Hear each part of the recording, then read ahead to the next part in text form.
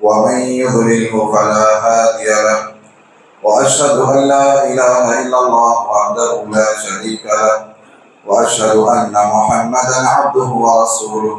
أما بعد فإن خير الحديث كتاب الله وخير الهدي هدي محمد صلى الله عليه وسلم وشر الأمور محدثاتها وكل محدثة بدعة وكل بدعة ضلالة وكل ضلالة في النار. فأعوذ بالله السميع العليم من الشيطان الرجيم. بسم الله الرحمن الرحيم. يا أيها الذين آمنوا اتقوا الله حق تقاته ولا تموتن إلا وأنتم مسلمون. يا أيها الناس اتقوا ربكم الذي خلقكم من نفس واحدة وخلق منها زوجها وبث منهما رجالا كثيرا ونساء واتقوا الله الذي تساءلون به والأرحام إن الله كان عليكم رقيبا.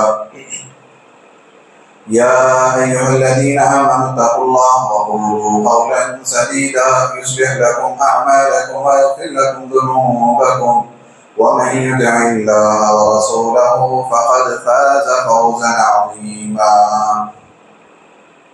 تمام تعریف و توصیف کبریائی بڑائی اللہ وحدہ لا شریک کے لیے لائق و زیبا ہے. درود و سلام ہو تمام انبیاء کرام پر، بالخصوص آخری نبی محمد مصطفیٰ صلی اللہ علیہ وسلم پر. دعائے مغفرت ہو اہل بیت، صحابہ کرام، تابعین، تبع تابعین، جتنے بھی بزرگان دین گزرے ہیں تمام کے لیے مغفرت کی دعائیں ہوں. محترم حاضرین جمعہ، پردہ نشین خواتین اسلام، ہم سب اللہ تعالیٰ کے بندے ہیں.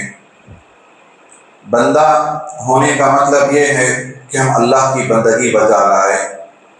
جو بندہ بندگی سے جی چرائے اس نے گویا اس کا عمل جو وہ عمل کرے گا قابل قبول نہیں ہوگا اگر اس کی بندگی میں ایمان نہ ہو. بندگی تبھی درست ہوگی جب ہماری بندگی میں، عبادت میں ایمان ہوگا، عمل صالح ہوگا. جب ایمان ہی نہ ہو، توحید ہی نہ پائے تو ایسے وقت بندے کی بندگی قبول نہیں کی جائے گی. محترم حاضرین، ایک حدیث ہے، اللہ کے رسول صلی اللہ علیہ وسلم ایک چھوٹے صحابی حضرت معاذ رضی اللہ تعالیٰ عنہ کو سکھا رہے ہیں، بتا رہے ہیں کہ آپ صلی اللہ علیہ وسلم نے فرمایا، اے معاذ، کیا تم جانتے ہو کہ بندے کا حق اللہ پر کیا ہے اور اللہ کا حق بندے پر کیا ہے؟ صحابی نے کہا اللہ اس کے رسول ہی بہتر جانتے ہیں. پھر آپ صلی اللہ علیہ وسلم نے فرمایا، بتایا کہ اللہ کا حق بندے پر یہ ہے کہ بندہ اللہ ہی کی عبادت کرے، اس کے ساتھ کسی اور کو شریک نہ ٹھہرائے. اور بندے کا حق اللہ پر یہ ہے جب بندے نے شرک نہ کیا ہو، توحید پر قائم ہو، تو اللہ تعالیٰ اسے جنت میں داخل کرے. یہ ایک چھوٹی سی ایک حدیث ہے جس میں اہم بات بتانا یہ ہے کہ ہم یہ نہ سمجھیں کہ ہم مسلمان ہیں، ہم بندگی بجا لاتے ہیں، عبادت کرتے ہیں، ہم نماز بھی پڑھتے ہیں، ہم روزہ رکھتے ہیں، حج کرتے ہیں، نیکیوں کے کام ہم کرتے ہیں. صرف یہی توحید نہیں ہے، یہی بندگی نہیں ہے، بلکہ جب تک آپ بندگی کے ساتھ ساتھ شرک سے نہیں بچیں گے، جب تک آپ اپنے آپ کو غیر اللہ کی عبادت سے نہیں بچائیں گے، آپ کی بندگی قابل قبول نہیں ہے. اللہ تعالیٰ نے قرآن مجید میں فرمایا، وَلَقَدْ أُوحِيَ إِلَيْكَ وَإِلَى الَّذِينَ مِن قَبْلِكَ لَئِنْ أَشْرَكْتَ لَيَحْبَطَنَّ عَمَلُكَ. اے نبی، ہم آپ کی طرف بھی وحی کر رہے ہیں، آپ سے پہلے بھی انبیاء کرام کی طرف ہم نے وحی کی کہ اگر آپ نے بھی شرک کیا تو ہم آپ کا عمل برباد کر دیں گے. تو گویا بندہ یہ نہ سمجھے کہ میں تو بندگی بجا لا رہا ہوں، میں تو نمازیں پڑھ رہا ہوں، میں تو فلاں کام، اچھے کام کر رہا ہوں. صرف آپ کے اچھے کام کرنے سے، آپ کی عبادت کرنے سے آپ کا ایمان قابل قبول نہیں ہے، آپ کی توحید قابل قبول نہیں ہے. جب تک آپ شرک کا انکار نہیں کریں گے، جب تک آپ غیر اللہ سے کی عبادت سے نہیں بچیں گے، آپ کی توحید قابل قبول نہیں ہو سکتی. یہ سب سے اہم چیز ہے، کیونکہ اکثر لوگوں سے ہم یہی سنتے ہیں، کیونکہ اللہ تعالیٰ نے خود قرآن مجید میں فرمایا وَمَا يُؤْمِنُ أَكْثَرُهُم بِاللَّهِ إِلَّا وَهُمْ مُشْرِكُونَ. بہت سے ایسے لوگ ہیں جو اللہ پر ایمان رکھنے کے باوجود بھی وہ شرک کر رہے ہیں۔ اسی لیے کلمہ طیبہ بھی کیا ہے؟ لا الہ الا اللہ، کہ نہیں ہے کوئی معبود۔ جب تک آپ انکار نہیں کریں گے آپ کا اس بات قابل قبول نہیں ہے کہ آپ کو پہلے انکار کرنا پڑے گا، لا الہ، نہیں ہے کوئی سچا معبود سوائے اللہ کے۔ تو اللہ تعالیٰ کی توحید کے ساتھ ساتھ شرک کا انکار کرنا یہ بندے پر لازم ہے، تبھی اس کا ایمان قبول ہے، تبھی اس کی عبادت قابل قبول ہے۔ محترم حاضرین، شرک یہ کیا ہے؟ شرک کی تعریف کیا ہے؟ شرک کہتے کسے ہیں؟ جس طرح توحید کی جس طرح اقسام ہوتی ہیں، توحید ربوبیت، الوہیت، اسماء و صفات، اسی طرح شرک کی بھی ہیں کہ بندہ اللہ کی ذات میں شرک نہ کرے، اس کی صفات میں کسی اور کو نہ ٹھہرائے، اس کے افعال میں کسی اور کو نہ ٹھہرائے، اس کے جو تصرفات ہیں اس میں کسی اور کو نہ ٹھہرائے، شریک نہ کرے۔ یہ ہے کہ آپ ربوبیت میں شرک فی الربوبیہ بھی ہوتا ہے، شرک فی الالوہیہ بھی ہوتا ہے۔ اللہ تعالیٰ کے جو اسماء و صفات ہیں اس میں بھی بندہ شرک کر دیتا ہے۔ اللہ تعالیٰ کے اسماء کیا ہیں؟ کہ اللہ تعالیٰ سننے والا ہے، اللہ تعالیٰ عالم الغیب ہے۔ کوئی بندہ یہ کہے کہ ہمارے بڑے بزرگ ہیں، ہمارے بڑے پیر ہیں، وہ اتنی دور سے بھی لوگوں کی گفتگو کو سن لیتے ہیں، لوگوں کی پکار کو وہ سن لیتے ہیں، یہ اسماء و صفات میں بندہ شرک کر رہا ہے۔ اللہ تعالیٰ عالم الغیب ہے، غیب کو جاننے والا ہے۔ کوئی بندہ یہ کہے کہ ہمارے بزرگ ہیں، وہ بھی عالم الغیب ہیں، وہ غیب کی باتیں جانتے ہیں، یہ بھی اسماء و صفات میں گویا شرک کر رہا۔ تو یہ شرک کی ایسی بہت زیادہ تفصیل ہے، میں وہاں نہیں جاؤں گا، بلکہ میں یہ بتانے کی کوشش کروں گا کہ ہم جو مسلمان، جو لوگ اپنے آپ کو مسلمان کہتے ہیں، جو ایمان کا دعویٰ کرتے ہیں، ایسے لوگوں کے پاس بھی بہت زیادہ شرک کی قسمیں پائی جاتی ہیں۔ سب سے اہم چیز ایک بندے کو، مومن کو جان لینا چاہیے کہ شرک کا انجام ابدی جہنم ہے۔ اللہ تعالیٰ شرک کو کبھی معاف نہیں فرماتا۔ ان اللہ لا یغفر ان یشرک بہ ویغفر ما دون ذلک لمن یشاء۔ اللہ تعالیٰ اس بات کو معاف نہیں کرے گا کہ اس کے ساتھ کسی اور کو شریک ٹھہرایا جائے۔ اس کے علاوہ جو گناہ ہیں اللہ تعالیٰ چاہے تو معاف کرے گا۔ یہ آیت ہے، اس میں اللہ تعالیٰ ایک بندے کو امید بھی دلا رہا ہے، نا امید بھی کی جا رہی ہے کہ تم سے جو بھی گناہ ہوگا اللہ معاف کرے گا، یہ امید ہے۔ اگر شرک ہوگا اللہ تعالیٰ معاف نہیں کرے گا، ایک نا امیدی کی بھی بات اللہ تعالیٰ اس میں بتا رہا کہ بندہ اگر شرک کی حالت میں وفات پائے گا، کسی بھی حال میں وہ جنت میں نہیں جائے گا، وہ ہر حال میں اس کا ابدی ٹھکانہ، ہمیشہ کا ٹھکانہ اس کا جہنم ہی، مشرک کا ٹھکانہ جہنم ہی ہے۔ اللہ تعالیٰ نے فرمایا وَمَن يُشْرِكْ بِاللَّهِ فَقَدْ حَرَّمَ اللَّهُ عَلَيْهِ الْجَنَّةَ وَمَأْوَاهُ النَّارُ وَمَا لِلظَّالِمِينَ مِنْ أَنصَارٍ، کہ جس نے شرک کیا، اللہ نے تین باتیں بتائی اس آیت میں، اس کا ہمیشہ کا ٹھکانہ جہنم ہے، جنت کو ہم نے اس پر حرام کیا۔ تیسرا، ظالموں کا کوئی مددگار نہیں ہے۔ یہاں دو باتیں ہیں کہ ایک تو یہ ہے کہ وہ ہمیشہ ہمیشہ کے لیے جہنم میں جائے گا اور وہ جنت میں کبھی جائے گا ہی نہیں۔ اسی طرح ایک دوسری بات کہ بعض وقت شیطان اسے یہ امید دلاتا ہے کہ اگر تم فلاں توسل سے جڑ جاؤ گے، فلاں کا اگر تم دامن تھام لو گے، یا فلاں کے بیعت سے جڑ جاؤ گے، یا سلسلے سے جڑ جاؤ گے، تو تمہیں وہ فلاں شیخ، وہ مرید تمہیں بچا لیں گے۔ لیکن اللہ تعالیٰ نے فرمایا وَمَا لِلظَّالِمِينَ مِنْ أَنصَارٍ، ظالموں کا کوئی مددگار ہی نہیں ہوگا۔ وہاں کوئی اس طرح کی سفارش ہی نہیں کی جائے گی۔ کسی مشرک کے حق میں کوئی بھی نبی، کوئی بھی مقرب اللہ کے یہاں کسی مشرک کے حق میں سفارش نہیں کریں گے۔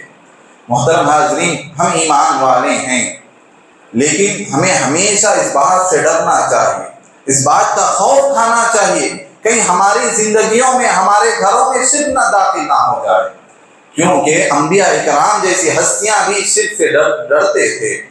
ابراہیم علیہ السلام نے اللہ سے دعا کی وَجْنُبْنِي وَبَنِيَّ أَن نَّعْبُدَ الْأَصْنَامَ، اے اللہ مجھے بچا لے، میری اولاد کو بھی بچا لے اس بات سے کہ ہم لوگ غیر اللہ کے سامنے جھک جائیں، ہم بتوں کی پوجا کریں، اس بات سے اللہ مجھے بچا، میری اولاد کو بھی اللہ کو بچا۔ یہ دعا کس کی ہے؟ ابراہیم علیہ السلام کی دعا ہے۔ ابراہیم علیہ السلام کی زندگی دیکھیں، ساری زندگی رد شرک پر گزری ہے۔ اللہ تعالیٰ نے خود ان کے حق میں گواہی دیا۔ اللہ نے فرمایا میرا یہ بندہ وما کان من المشرکین، یہ مشرکوں میں سے نہیں ہے۔ ابراہیم علیہ السلام کے تعلق سے اللہ تعالیٰ قرآن مجید میں یہ گواہی دے رہا ہے کہ بندہ میرا شرک مشرکوں میں سے نہیں ہے، اس نے شرک نہیں کیا، ساری زندگی رد شرک پر گزری، شرک سے بچنے کے خاطر یہ گھر سے نکالے گئے، والد کی انہوں نے ڈانٹ سنی، آگ میں داخل کیے گئے، کئی ایسی آزمائشیں گزری ان پر توحید کی حفاظت کے خاطر، شرک سے بچنے کے خاطر، لیکن جب یہ اللہ سے دعا کر رہے ہیں، شرک سے ڈرتے ہوئے اللہ سے دعا کر رہے ہیں، وَاجْنُبْنِي وَبَنِيَ أَن نَّعْبُدَ الْأَصْنَامَ، اے اللہ میری حفاظت فرما، میری اولاد کی بھی حفاظت فرما کہ ہم بتوں کی پوجا کریں، بتوں کی عبادت کریں۔ بندہ صرف اپنے تعلق سے فکر مند نہیں بلکہ اپنے گھر والوں کے تعلق سے بھی اسے فکر مند ہونا چاہیے۔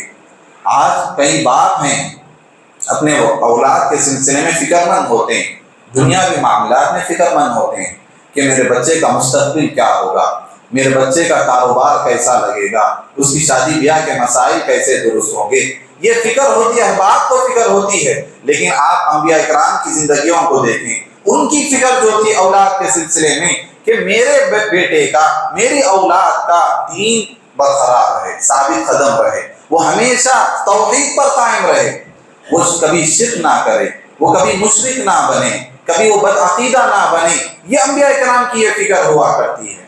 یعقوب علیہ السلام کو دیکھیں، یعقوب علیہ السلام اتنے بڑے نبی ہیں، موت کے عالم میں آخری وقت میں اپنے بچوں کو جمع کرتے ہیں، جمع کر وصیت کیا کر رہے ہیں، ما تعبدون من بعدی، اے میرے بچے بتاؤ میرے بعد تم کس کی عبادت کرو گے؟ بچوں نے کہا، بیٹوں نے کہا، قالوا نعبد الہک و الہ آبائک، اے والد ہم انہی کی عبادت کریں گے جن کی عبادت آپ کیا کرتے تھے، آپ کے باپ دادا ابراہیم کیا کرتے تھے، اسماعیل کیا کرتے تھے، یعنی اللہ ہی کی ہم عبادت کریں گے۔ مرتے وقت یہ وصیت لی جا رہی ہے، ایک نبی اپنے بچوں کو یہ نصیحت کر رہا ہے۔ اسی طرح یعقوب علیہ السلام، لقمان حکیم کا بھی اللہ تعالیٰ پر مجید میں فرمایا، یا بنی لا تشرک باللہ، اپنے بیٹے کو نصیحت کر رہے ہیں، اے بیٹے لا تشرک باللہ، اللہ کے ساتھ شرک مت کر، ان الشرک لظلم عظیم، بے شک شرک بہت بڑا گناہ ہے۔ تو محترم حاضرین، کہنا یہ ہے کہ ہر شخص کو شرک سے بچنے کے خاطر فکر مند ہونا چاہیے۔ شرک کے تعلق سے بے فکری ایک بیوقوفی ہے، ایک بندے کے لیے ایک بیوقوفی ہے کہ وہ شرک سے بیزار رہے، شرک کے تعلق سے وہ لاپرواہ رہے۔ ہمیشہ اللہ سے دعا کرنا چاہیے، اے اللہ مجھے توحید پر قائم رکھ، اے اللہ مجھے ہدایت دے، صراط مستقیم پر مجھے گامزن رکھ۔ اللہ تعالیٰ سے ہمیشہ دعائیں کرنا چاہیے۔ اللہ کے رسول صلی اللہ علیہ وسلم صحابہ اکرام کو نصیحت کر رہے ہیں کہ تمہاری زندگیوں میں میری امت میں شرک ایسے داخل ہوگا جس طرح ایک چونٹی داخل ہوتی ہے، چونٹی کے آنے کی آہٹ کسی کو محسوس نہیں ہوتی۔ آدمی اگر کوئی بڑا ہو یا کوئی اور بھی ہو، جب وہ اندر آتا ہے تو آنے کی آہٹ محسوس کی جا سکتی ہے، لیکن ایک چونٹی اگر کسی کے گھر میں داخل ہو، کیا اس کی آہٹ کو محسوس کرے گا؟ ہرگز نہیں۔ اللہ کے رسول صلی اللہ علیہ وسلم نے مثال دیتے ہوئے آپ نے فرمایا، میری امت میں شرک اسی طرح داخل ہوگا، اخفیٰ من دمیمۃ النمل، چونٹی کی چال سے بھی زیادہ آہستہ شرک داخل ہوگا۔ لہذا اس کے تعلق سے آپ صلی اللہ علیہ وسلم نے دعائیں بتائی ہیں، آپ صلی اللہ علیہ وسلم نے جو تعلیمات دی ہیں، ان سے ہمیں اس پر عمل کرنا چاہیے۔ محترم حاضرین، جو بات کہنی ہے وہ یہ کہ جس طرح ہمارے یہاں جو لوگ ایمان کا دعویٰ کرتے ہیں، جو لوگ مسلمان ہونے کا دعویٰ کرتے ہیں، ان کی زندگیوں میں جس طرح کی شرک کی قسمیں پائی جاتی ہیں، ان میں سے چند اقسام میں آپ کے سامنے بتاؤں کہ سب سے اہم جو قسم پائی جاتی ہے وہ یہ کہ نیک لوگوں کے تعلق سے، جو انبیاء ہیں، بزرگان دین ہیں، سلف صالح جتنے بھی اولیاء ہیں، ان کے تعلق سے ان کی محبت میں غلو کرنا۔ آدمی نیک لوگوں سے محبت کرنا یہ درست بات ہے، خود قرآن مجید میں اللہ تعالیٰ اس کا حکم دے رہا ہے، اللہ کے رسول کو کہہ رہا ہے کہ اے نبی وَاصْبِرْ نَفْسَكَ مَعَ الَّذِينَ يَدْعُونَ رَبَّهُم بِالْغَدَاةِ وَالْعَشِيِّ يُرِيدُونَ وَجْهَهُ، اے نبی آپ ان لوگوں کے ساتھ اٹھنا بیٹھنا رکھیے جو صبح شام اللہ کو پکارتے ہیں۔ نیک لوگوں کی صحبت آپ اختیار کیجیے، نیک لوگوں سے محبت کرنا، نیک لوگوں کی صحبت اختیار کرنا اچھی چیز ہے، لیکن شیطان یہاں ایسے بہکاتا ہے کہ آدمی محبت کے نام پر غلو کر دیتا ہے، محبت کے نام پر آدمی شخصیت پسندی سے شخصیت پرستی پر اتر آ جاتا ہے۔ شخصیت پسندی اچھی چیز ہے، لیکن شخصیت پرستی ہو جانا کہ آدمی اسی کے سامنے جھکنے لگے، اسی کو تصرفات کا اختیار دے دے، جو معاملات اللہ کے ساتھ ہیں، جو عبادتوں کے جو طریقے اللہ کے ساتھ ہیں، وہ غیر اللہ کے لیے کر لیں آپ محبت کے نام پر۔ شیطان یہیں سے بہکاتا ہے کہ محبت کے نام پر شرک میں بندے کو داخل کر دیتا ہے۔ کہ آدمی چاہے وہ زندہ ہو چاہے وہ مردہ ہو، اللہ کے رسول صلی اللہ علیہ وسلم نے فرمایا لا تطرونی کما اطرت النصارى، کہ تم میرے معاملے میں اس طرح غلو مت کرنا جس طرح عیسائیوں نے عیسیٰ علیہ السلام کے معاملے میں غلو کیا، کہ انہوں نے عیسیٰ علیہ السلام کو اللہ کا بیٹا قرار دیا۔ اگر ہم کسی مسلمان کو کہیں کہ تم فلاں بزرگ کو تم معبود سمجھتے ہو، اللہ سمجھتے ہو، تو ہرگز یہ نہیں کہیں گے کہ ہم انہیں معبود سمجھتے ہیں۔ کوئی آدمی کسی کو لقب نہیں دیتا کہ ہمارا معبود ہے یا ہمارا رب ہے یا ہمارا الہ ہے، لقب نہیں دیتا، الفاظ نہیں دیتا، لیکن بندوں کے ساتھ معاملہ ویسا کرتا ہے جیسا اللہ کے ساتھ ہونا چاہیے۔ جیسے رکوع ہے، عبادتوں کے جتنے بھی اقسام ہیں، سجدہ ہے کہ رکوع ہے، دعا ہے، یہ ساری عبادتیں ہیں۔ عبادتیں بندہ غیر اللہ کے لیے انجام دے رہا ہے۔ اور کئی اقوال ایسے ہوتے ہیں لوگوں کے، کئی اشعار لوگوں کے ایسے ہوتے ہیں جو سراسر شرک پر مبنی ہیں، حالانکہ وہ اشعار کہنے والے مسلمان ہیں۔ وہی جو عرش پر تھا خدا ہو کر اتر پڑا ہے مدینے میں مصطفیٰ ہو کر، یہ اشعار کہتے ہیں کہ حالانکہ کہنے والا کون؟ ایک مسلمان، اپنے آپ کو مسلمان کہنے والا۔ سراسر شرک پر مبنی اشعار ہوتے ہیں۔ اولیاء کرام کے تعلق سے محبت کے نام پر یہ کہنا کہ ہمارے ولی فلاں کی گفتگو کو سنتے ہیں، مشکلوں میں ہماری پکار کو سنتے ہیں، فریاد کو سنتے ہیں، ہماری دعاؤں کو قبول کرتے ہیں، یہ ساری عبادتوں کے طریقے ہیں جو آپ غیر اللہ کے لیے انجام دے رہے ہو۔ اسی طرح اللہ کے رسول صلی اللہ علیہ وسلم نے ایک صحابی جب آ کر یہ کہنے لگے اللہ کے رسول جو آپ چاہیں گے وہ ہوتا ہے، جو اللہ آپ اور جو اللہ چاہے وہ ہوگا۔ اللہ کے رسول صلی اللہ علیہ وسلم نے جب یہ سنا آپ نے فوراً روک دیا، کہا اللہ ایک جو چاہے گا وہی ہوگا، تم یہ کہو ماشاء اللہ وحدہ، اللہ اکیلا جو چاہے گا وہی ہوگا۔ یعنی چاہت کو بھی اللہ کے رسول صلی اللہ علیہ وسلم نے اپنی چاہت کو اللہ کی چاہت کے ساتھ ملانا پسند نہیں فرمایا۔ آج کئی لوگوں کے اقوال ایسے ہیں، لوگ یہ کہتے ہیں، دعوے کرتے ہیں ہمارے ولی اگر چاہیں گے تو یہ ہو جائے گا، ہمارے بزرگ اگر چاہیں گے تو ہوگا۔ سب سے اہم چیز ان کی چاہت ہے، ان کی چاہت کے تحت ہی چیزیں ہوتی ہیں۔ اللہ کے رسول صلی اللہ علیہ وسلم نے چاہا کہ آپ کے چچا ابو طالب کسی طرح مسلمان ہو جائیں، لیکن کیا آپ کی چاہت کے مطابق وہ چیز ہوئی؟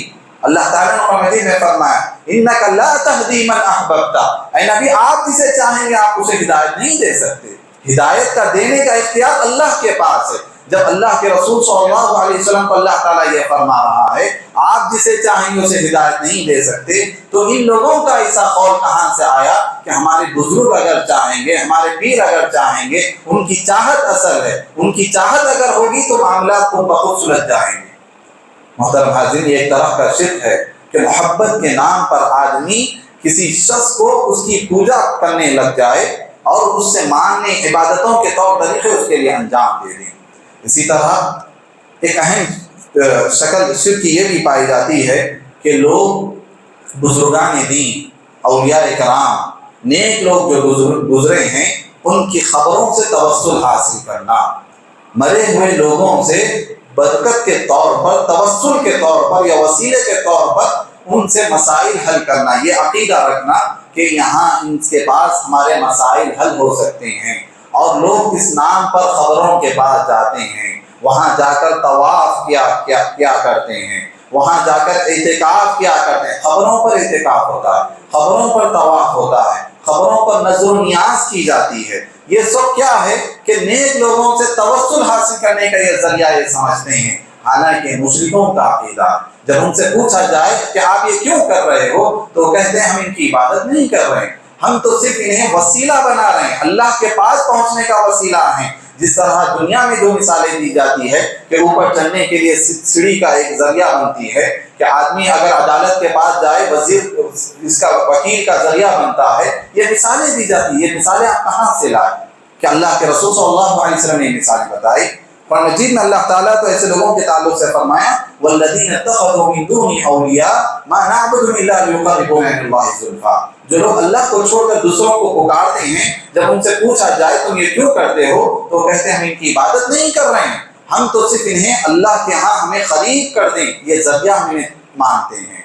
اللہ تعالیٰ نے قرآن مجید میں دوسرے مقام پہ فرمایا وَيَعْبُدُونَ مِن دُونِ اللَّهِ مَا لَا يَضُرُّهُمْ وَلَا يَنفَعُهُمْ، اللہ کو چھوڑ کر جن کی عبادت کر رہے ہو، نہ یہ فائدہ دے سکتے ہیں نہ یہ نقصان دے سکتے ہیں، نہ آپ اگر ان کی عبادت نہیں کرو گے تو تمہیں کچھ نقصان بھی نہیں پہنچائیں گے، اگر تم ان کی عبادت کرو گے تو تب بھی تمہیں کچھ فائدہ نہیں دیں گے۔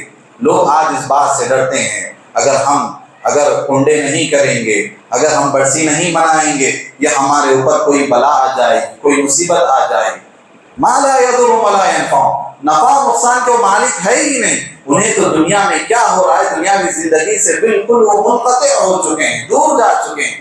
تو لہذا ایسا عقیدہ رکھنا کہ خبروں کے پاس جا کر توسل حاصل کرنا، یہ بھی ایک شرکی عقیدہ ہے جو اللہ تعالیٰ نے قرآن مجید میں مشرکوں کا عقیدہ بتایا ہے۔ خود اللہ کے رسول صلی اللہ علیہ وسلم کو اس بات کا اندیشہ تھا، آپ صلی اللہ علیہ وسلم اللہ سے دعا کرتے تھے، اللہم لا تجعل قبری وثنا یعبد، اے اللہ میری خبر کو وثن مت بنا جس کی عبادت کی جائے۔ یعنی آپ کو معلوم تھا کہ خبر بھی پوجی جائے گی، خبر کی بھی عبادت کی جائے گی، آپ صلی اللہ علیہ وسلم نے یہ دعا کی۔ وثن کسے کہتے ہیں؟ صنم الگ ہوتا ہے، وثن الگ ہوتا ہے۔ صنم میں ایک مورتی ہوتی ہے جس میں شکل و صورت ہوتی ہے جس کی عبادت کی جائے، وثن میں شکل و صورت نہیں ہوتی۔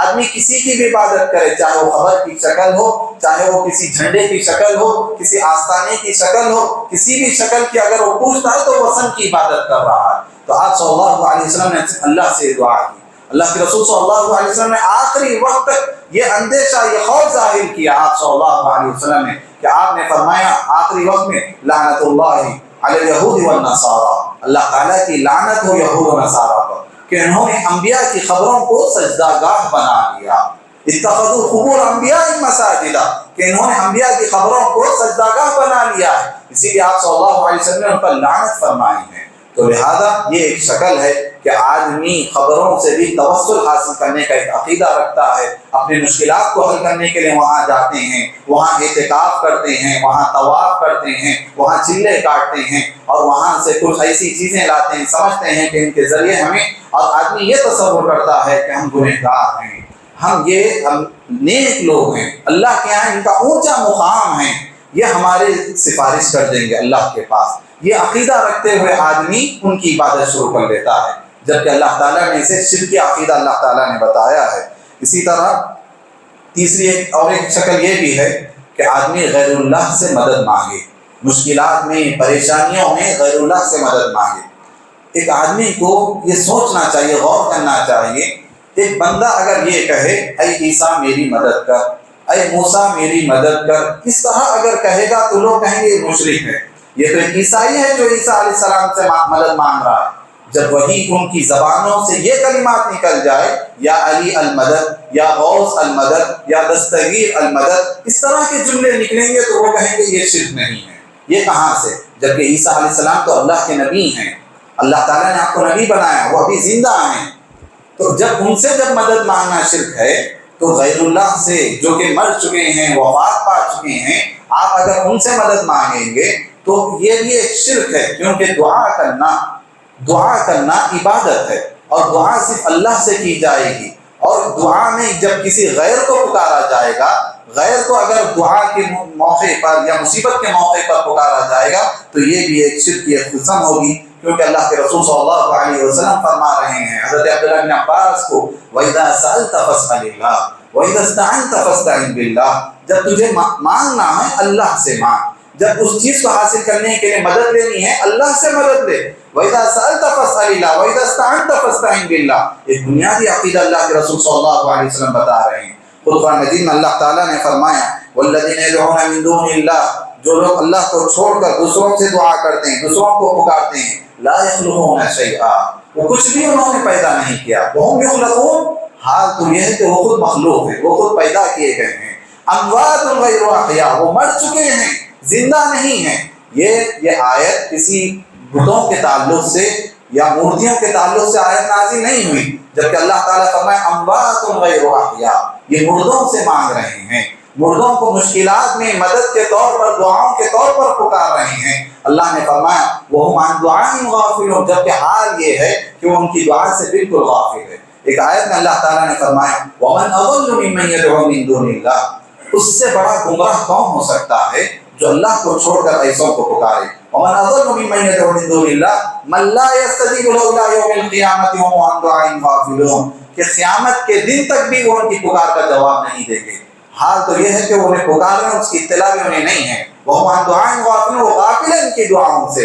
وَإِذَا حُشِرَ النَّاسِ جب قیامت کے دن لوگ اکٹھا کیے جائیں گے، دوبارہ زندہ کیے جائیں گے، وہ اس وقت ان کی دعاؤں کا انکار بھی کر دیں گے، ان کی پکار کا بھی انکار کر دیں گے۔ تو مصیبت کے وقت، پریشانیوں کے وقت غیر اللہ سے مدد مانگنا یہ بھی ایک شرک کی بڑی قسم ہے۔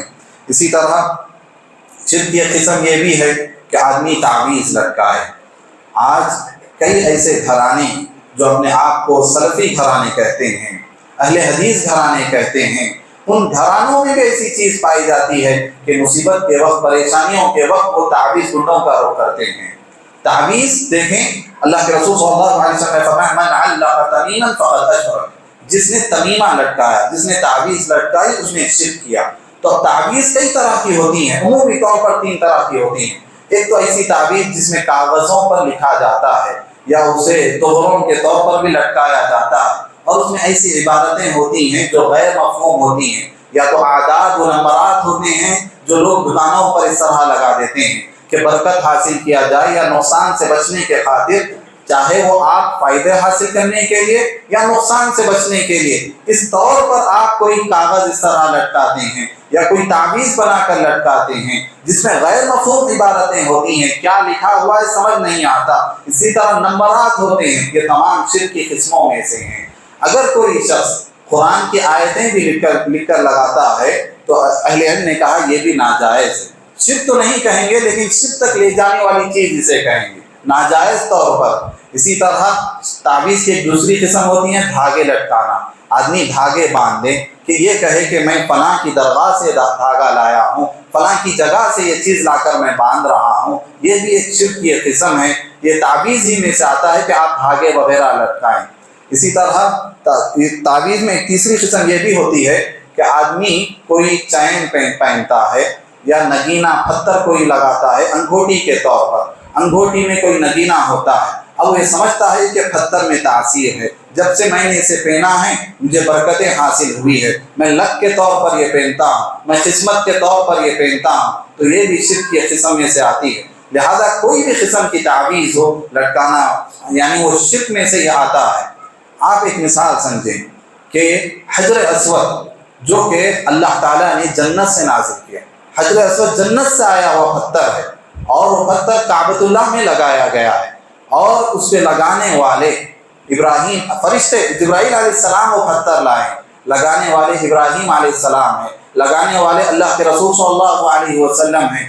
اور اس پتھر کے تعلق سے آپ صلی اللہ علیہ وسلم نے جو عقیدہ صحابہ کے دوران کو سکھایا، حضرت عمر فرماتے ہیں پتھر کو مخاطب کرتے ہوئے، حجر اسود کو مخاطب کرتے ہوئے فرماتے ہیں یہ مجھے معلوم ہے نہ تو فائدہ پہنچا سکتا ہے نہ نقصان پہنچا سکتا ہے، ہم نے صرف دیکھا ہے اللہ کے رسول کو تجھے بوسہ دیتے ہوئے، ہم آپ کی سنت کی پیروی کرتے ہوئے ہم بھی تجھے بوسہ دے رہے ہیں، جبکہ ہمیں یہ علم ہے نہ تم فائدہ دینے والی چیز ہے نہ نقصان دینے والی چیز ہے۔ حجر اسود کے تعلق سے جب یہ عقیدہ ہے نہ وہ فائدہ پہنچاتا ہے نہ نقصان پہنچاتا ہے، تو لوگ کیسے عقیدہ گھڑ لیتے ہیں کہ ہم فلاں بزرگ کے پاس گئے تھے، وہاں فلاں کی خبر پر میں نے دھاگا باندھا، اتنے دنوں کے بعد میں یہ لا رہا ہوں، اب یہ قسمت کے طور پر میں انگوٹھی، فلاں کی انگوٹھی ہے، اس میں فلاں کا نگینہ لگا ہوا ہے، یہ نفع نقصان کے مالک کیسے ہو گئے؟ تو لہذا اس طرح کے عقیدے رکھنا یہ بھی شرک کے عقائد میں سے آتے ہیں۔ اسی طرح ستاروں کے تعلق سے عقیدہ رکھنا کہ لوگ کہتے ہیں کہ فلاں کا ستارہ بڑا مضبوط ہے، فلاں کا ستارہ، فلاں آدمی کا ستارہ بڑا کمزور ہے، اس کے ساتھ ستارے بہت بلند ہوتے ہیں، ستاروں کے کھیل کے طور پر لوگ ایک نمائش نکالتے ہیں، جبکہ ستاروں میں تاثیر رکھنا، علم نجوم کا یہ عقیدہ رکھنا کہ اللہ تعالیٰ نے ستاروں میں تاثیر رکھی ہے، اور لوگ کارڈ پر جب روپے چھپاتے ہیں اس میں بھی یہ چیز لکھتے ہیں کہ حالانکہ لوگوں کو اس کا علم نہیں ہوتا، کہ کہتے ہیں ہماری بیٹی ہے دختر نیک اختر بول کے لکھا جاتا ہے، شادی کے جو کارڈ چھپائے جاتے ہیں اس میں یہ الفاظ لکھے ہوتے ہیں نیک اختر، اختر ستارے کو کہتے ہیں، یعنی میری یہ بیٹی ہے اس کا ستارہ جو ہے بڑا نیک ہے، بڑا مضبوط ہے۔ اس طرح کے عقیدے رکھے جاتے ہیں، ستاروں کے تعلق سے عقیدہ رکھنا یہ بھی ایک شرک کی عقیدہ ہے۔ اس کی دلیل یہ ہے اللہ کے رسول صلی اللہ علیہ وسلم ایک موقع پر ایک سفر پر تھے، رات میں بارش ہوئی، صبح میں اللہ کے رسول صلی اللہ علیہ وسلم نے ایک حدیث بیان کی، آپ نے فرمایا اللہ تعالیٰ بیان کرتا ہے کہ میرے بندوں میں کچھ بندے ایسے ہیں جنہوں نے صبح کی مجھ پر ایمان لا کر، کچھ بندوں نے صبح کی مجھ پر کفر کر کر، میرا انکار کر کر۔ پھر آپ صلی اللہ علیہ وسلم اس کی تشریح کرتے ہوئے کہا جس نے یہ کہا کہ یہ بارش فلاں ستاروں کی وجہ سے ہوئی ہے، اس نے کفر کیا۔ جس نے یہ کہا کہ بارش اللہ کے فضل سے ہوئی ہے، اس نے اللہ پر ایمان لایا۔ تو یہ کفر کی ایک شکل ہے کہ آدمی ستاروں میں تاثیر رکھے۔ اس طرح شرک کی بہت سی اقسام پائی جاتی ہیں، اس میں سے یہ بھی آثار پرستی۔ لوگ بزرگان دین کے جو بچے کچے چیزیں جو ہوتی ہیں، ان کے لباس ہوتے ہیں، ان کی لاٹھیاں ہوتی ہیں، کوئی بھی ایسی ان کے موہے یعنی ان کے بال ہوتے ہیں، آثار پرستی جس سے تبریک حاصل کرنا، تبرک کے طور پر رکھنا، یہ بھی ایک شرک کے ایک قسم میں سے قسم پائی جاتی ہے۔ کیونکہ حضرت عمر رضی اللہ تعالیٰ عنہ کے دور میں، خود اللہ کے رسول صلی اللہ علیہ وسلم کے دور میں ایسا ہوا، جب جنگ حنین ہوئی، جنگ حنین کے بعد جب اللہ کے رسول صلی اللہ علیہ وسلم صحابہ اکرام کے ساتھ جا رہے تھے، دوران سفر ایک جگہ پڑاؤ کیا گیا۔ وہاں پر ایک درخت تھا جسے ذات الانواد کہا جاتا ہے۔ لوگ کیا کرتے تھے، جب وہاں سے گزرتے تو اپنی تلواروں کو اس درخت پر لٹکاتے تھے برکت کے طور پر، کہ یہاں اگر ہم لٹکائیں گے ہمارے تلواروں میں ایک تاثیر آئے گی، ہم جنگ میں فتح یاب ہوں گے۔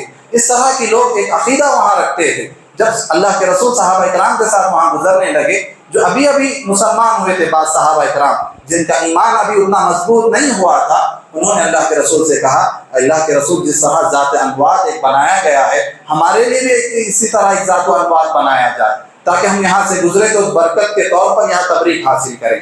آپ صلی اللہ علیہ وسلم نے تنبیہ فرمائی، تم تو ایسے ہی بات کہتے ہو جیسا کہ موسیٰ کے ساتھیوں نے موسیٰ سے کہا تھا کہ اے موسیٰ ہمارے لیے بھی ایک بچڑا بناؤ تاکہ ہم اس کی عبادت کر سکیں۔ اس طرح اللہ کے رسول صلی اللہ علیہ وسلم نے اس چیز کو بھی ناپسند فرمایا ہے، لہذا آثار پرستی سے بھی بچنا چاہیے، کیونکہ یہ بھی ایک شرک کی طرف لے جانے والی ایک چیز ہے۔ اسی طرح اور بھی کئی اقسام ہیں جس میں بدشگونی کا بھی عقیدہ ہے، لوگ بدشگونی بھی لیتے ہیں۔ آپ صلی اللہ علیہ وسلم نے فرمایا الطیرۃ شرک، بدشگونی لینا، کسی دن کو منحوس سمجھنا، کسی وقت کو منحوس سمجھنا، کسی جانور کو منحوس سمجھنا، کسی انسان کو منحوس سمجھنا۔ خصوصاً شادی بیاہ کے معاملات میں ایسا ہوتا ہے کہ نئی نویلی جب دلہن آتی ہے، لوگ اس سے اس طرح بدشگونی کا عقیدہ لیتے ہیں، جب سے یہ آئی ہے فلاں حادثہ ہوا ہے، فلاں واقعہ ہوا ہے، یا برکت آئی ہے۔ اس طرح کی ایسی شگون لینا، بدشگونی لینا، آپ صلی اللہ علیہ وسلم نے فرمایا الطیرۃ شرک۔ آپ 3 مرتبہ آپ نے فرمایا بدشگونی لینا، بدفعلی لینا، یہ بھی ایک شرک کی قسم میں سے ہیں۔